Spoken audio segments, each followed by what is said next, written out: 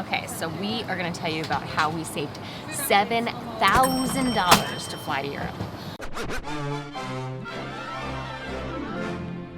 Listen, all you New Yorkers.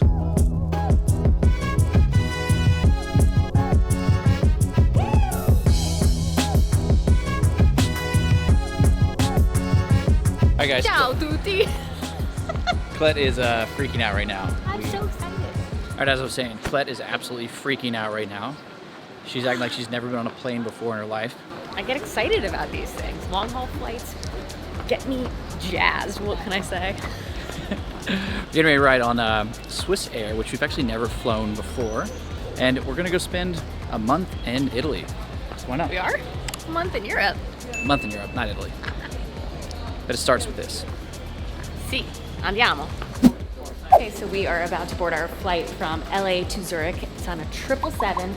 We've never flown Swissair before, and this time we're flying business class. It's about 11 hours from LA to Zurich, and then it's onwards to Florence.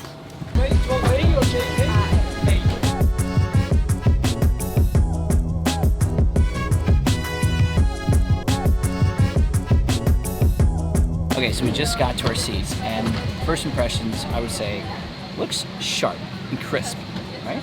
Yeah, I think it's nice. It's not plush like, I don't know, it's honestly a little outdated, I think, in my opinion. You think it's dated? Okay. But, well, these seats, I think the twos look a little outdated, but it's just because the twos here are the same size as the throne behind us,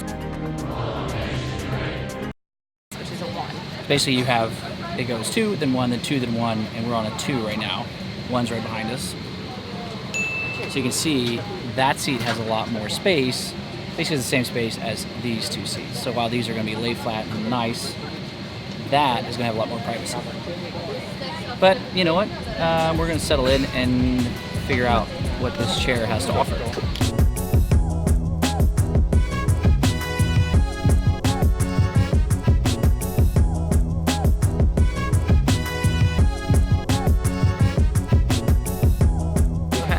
Moments just kind of settle in. Colette is over there, and I would say that so far the seats are actually a little tight. It's pretty cramped.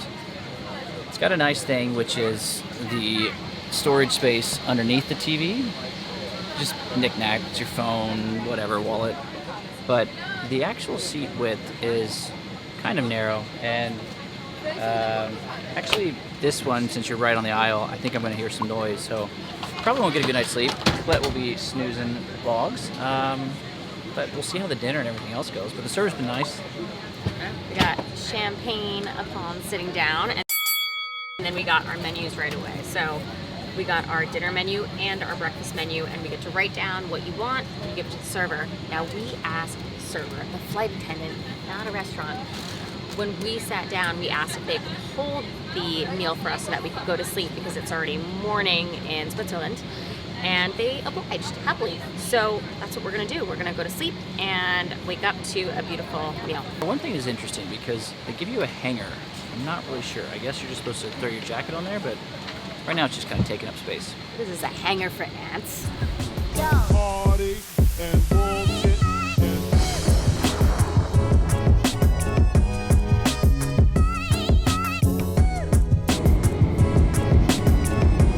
So after a little sleep, they actually held our meal for us, so I just got it. It actually looks pretty good. So I have to compliment them on their service so far, because they've been very accommodating. But the bed, we talked about a little bit, it was like a little cocoon. So we've had this in the past where basically you can't lift your knees up, and it doesn't make for the best night's sleep. But it looks like Coco's still schlopping over there a little bit. I'm up after about maybe like 4 hours of sleep, so I'm just gonna enjoy this meal, do a little work, and get excited for Italy. That was one of the best meals I think I've had on the flight. Awesome steak, good salad, good service, so that has definitely been one of the pluses of this flight so far.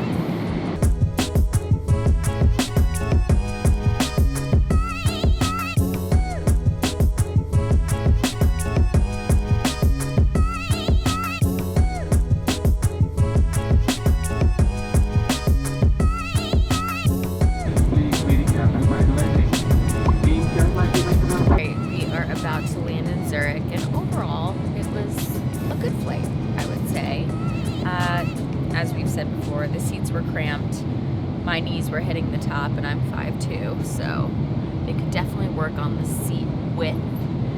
But I had a great night's sleep, and I can only speak to one meal, which was breakfast, because I slept through dinner. But I can talk about dinner. It was delicious. Dinner? Oh, Scott ate dinner. It was delicious? Yeah, it was actually, the dinner was really good. Yeah. It was one of the better meals I've had all. Oh, perfect. Yeah. It was There you like go. perfectly cooked beef. Breakfast was good. I had a cappuccino, an espresso, and some type of omelet with sausage, and it was delish.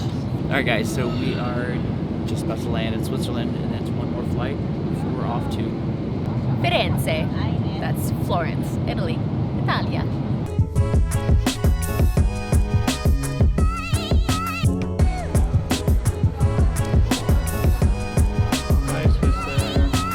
All right, so after our 11-hour flight, I have to say it was pretty nice to be flying business to Europe. While it wasn't the nicest business class we've been in, I think that still goes to Qatar Airways. If you want to see that, that's somewhere over here. But still enjoyable, wonderful staff, wonderful food. The seats, at least they were lay flat, a little small, but overall a good experience, and I'm glad that we're in Europe safe and sound. And now we're going to check out the lounge, a short little stop before we're off to Italy. One of my favorite things to do is shower in a lounge, but I don't really have that much time, so this is going to be a fast one. Look, they even wrapped the towels for you. Isn't that nice? Okay, so we are going to tell you about how we saved $7,000 to fly to Europe. So we flew from LA to Zurich and Zurich to Florence. Now, if I booked from LA to Florence on one ticket, it was going to be $10,000 in business class. But I booked it LA to Zurich, and on a different ticket, I booked Zurich to Florence. $3,000. Huh? How's that? So, if you need to, check nearby airports, check just a main hub, because there's no airline that flies from the US to Florence, so you have to look around. And if you're also going to Florence or that area, look at Bologna Airport, because you might get deals to there as well.